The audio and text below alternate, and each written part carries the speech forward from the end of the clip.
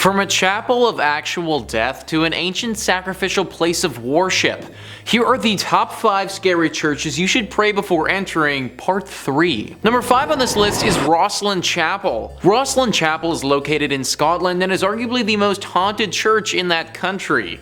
This chapel has a ton of ghostly legends surrounding it that lead to the lore of its hauntings. The Rosslyn Chapel actually writes themselves. In July 2006, a group of actors were rehearsing in the chapel for a play they were about to do at the Edinburgh Festival. One said that he saw a fairy-like figure in the grounds of the building. Another was locking up the chapel at the end of the rehearsal. As he was doing so, heard the voice of a child in the crypt. Obviously, he didn't want to lock the child in overnight, so he went down to the crypt to get the child, but found that there was no one there. Another tale says that the ghost of a white lady haunts Rosslyn Chapel. Legend has it that she is a girl from the St. Clair family who was bewitched by an evil spell and sleeps in an enchanted chamber. Here, she is waiting to be rescued by a knight. Once rescued, the spell upon her will be broken and the knight will be granted great treasures. And yet another tale is of a phantom dog which roams the grounds around the chapel, and on stormy nights its ghostly barking can be heard. We got a fairy, we got a child, we got spells, we got a dog. This chapel has everything that a paranormal lover could ever want. They also didn't mention in that article about the ghosts of the monks that supposedly live there. This used to be an area where a bunch of monks would meet while they were alive, and it seems as if their ghosts have never left. And the crazy part about all of this is that nobody knows why this church is as haunted as it is. Most places that are tied to spirits have some sort of horror story to go along with them, but there really isn't anything here at all. I suppose it's possible that this church just happened to be built on an area where tons of spiritual energy has gathered. Hit me in the comments down below what you guys think happened to this place to get it like this, cause I'm honestly stumped. Number 4 on this list is the Nes Church. This church is located in Norway and is no longer functioning. It's actually a collection of ruins now and a very popular spot for ghost hunters. The ghosts here are very interesting and unique. It seems as if they have a strong connection to electronic devices, because whenever anyone brings an electronic device to this place, it will immediately stop working and start flashing uncontrollably. If one wants to have an electronic device here, then it needs to be specifically made to withstand strong spiritual energy. The most popular myth surrounding the ghostly presence that resides here is of a priest named Jacob Christian Finnegan. This was a priest who presided over this church from 1800 to 1837. Apparently he suffered a very grim fate here along with his children. People believe that at some point a gang of thieves came to this place and murdered him. Along with his death, they took his children and bricked them up in the church, leaving them there before ransacking the place and taking any valuables. An even darker version of the legend says that the priest did this to his children himself and then promptly hung himself in the church for the locals to later find. I'm not too sure which legend is the true one, but either one would have left their dark mark behind. The screams of these children are frequently accompanied by the sighting of this priest. It's said that he'll stalk those who come here and follow them around, giving them a horribly uneasy feeling. At this point, the church is nothing but a ruin of its former self, and considering the ghostly presence that's waiting for you,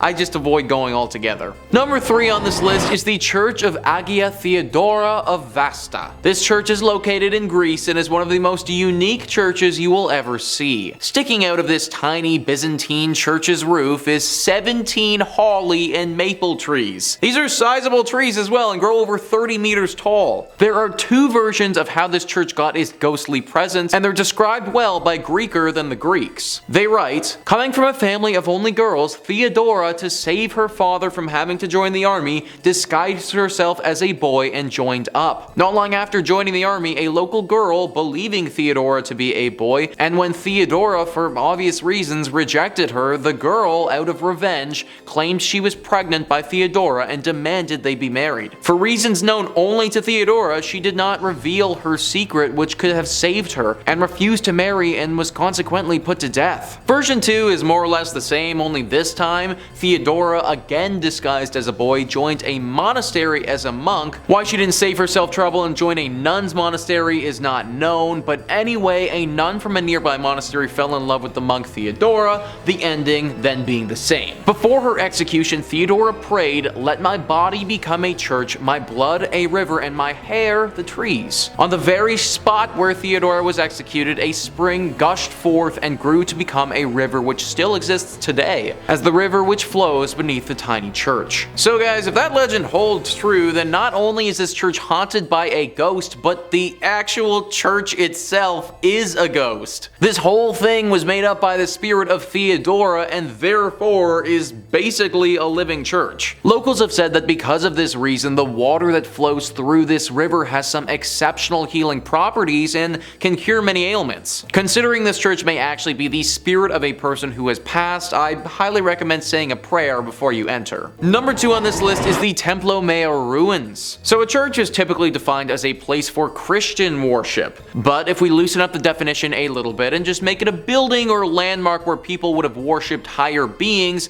then the Templo ruins can certainly qualify. This temple is one of the most haunted places in Mexico, and for good reason. Gaurav Gupta writes, "This archaeological site in Mexico has a blood-soaked past. It is a haunted Aztec civilization site that has made its presence felt through the time.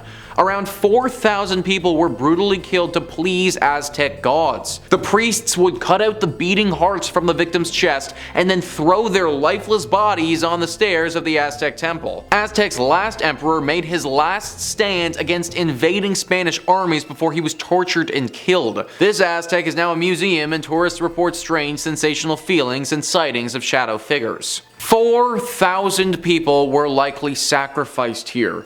That is just an insane number of people to have died over the years. Not to mention the fact that a battle took place here, and that would have caused more loss of life in great numbers. Needless to say, the spirits of those that passed have never really left. Glowing orbs are always spotted at this place, especially in the evening. Some people have also felt contacted by the dead before. Like they go into a deep trance and get a vision of something to come or something happening in a totally other life. From my research, they've had a hard time explaining it, but they know that something paranormal has touched them. Some locals have even noted a bright light flashing up into the sky at this place before. It happens very infrequently and doesn't seem to have any rhyme or reason to it, but every now and again you can spot a beam of light blast into the sky. I don't think it's unbelievable to think that this place is deeply haunted with all of the death that's happened here. From my reading, it seems to be decently safe to visit if you go during the daytime, but I'd still say a prayer to those that were lost here. And finally, number 1 is the Chapel of the Dead. This one is really interesting because it's actually a crypt underneath a big church. The Chapel of the Dead, or the Capuchin Crypt, is located in Italy, and it's underneath the Santa Maria della Concenzo dei Cappuccini Church. This church is located in Rome and was built in the 1600s. The church itself wouldn't be haunted if it wasn't for the 3,700 skeletal remains that are found underneath it.